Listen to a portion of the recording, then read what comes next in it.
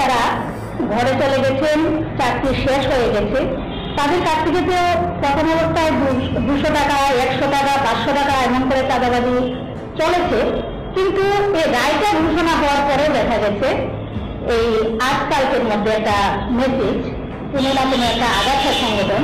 आज के इस वीडियो में हम बात करने वाले हैं आंगनवाड़ी कार्यकर्ता, सहायिका, मिनी बहनों से जुड़ी एक नई अपडेट के बारे में, जो कि आप सभी आंगनवाड़ी बहनों के लिए काफी महत्वपूर्ण होने वाली है। आप लोगों को एक वीडियो भी दिखाएंगे, आप लोग पहले इस पूरी वीडियो को अंत तक जरूर देखिएगा।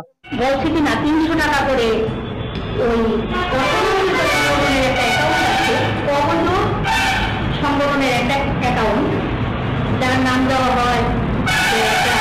অনিয়ন্ত্রিত একটা অ্যাকাউন্ট, যেখানে নিয়ন্ত্রিত কোনো ধরনের চলাফেরার কোনো বালাই নেই, তাদের মধ্যে সংগঠন চালানোর কোনো ধরনের নিয়োগতা নেই, এবং বর্তমান রাষ্ট্রবাদী সংগঠনের বিপক্ষে থেকে বর্তমান সরকারের বিপক্ষে থেকে যারা কাজ করছেন তার রেজিস্ট্রেশন নিয়ে যদি কাজ করতে আসে, তাহলে সেটা একমাত্র ত্রিপুরা জনতা অঙ্গনওয়াড়ি ওয়ার্কার্স এন্ড হেল্পার্স মধ্যসংঘের দিকে যদি আপনারা তাকান, বিটিএমএস সংগঠনের দিকে যদি তাকান, তাহলে সেখানটায় আপনারা আসতে পারেন। ওয়েলকাম, আপনাদের সবাইকে নিয়ে কাজ করব, যেখানে আমাদের কোনো ধরনের চাঁদাবাজি নেই, যেখানে কোনো ধরনের হয়রানির শিকার হতে হয় না আমাদের বোনদের। আর এমন কোনো সংগঠন নেই, আপনাদের সবাইকে অনুরোধ করে বলছি আপনারা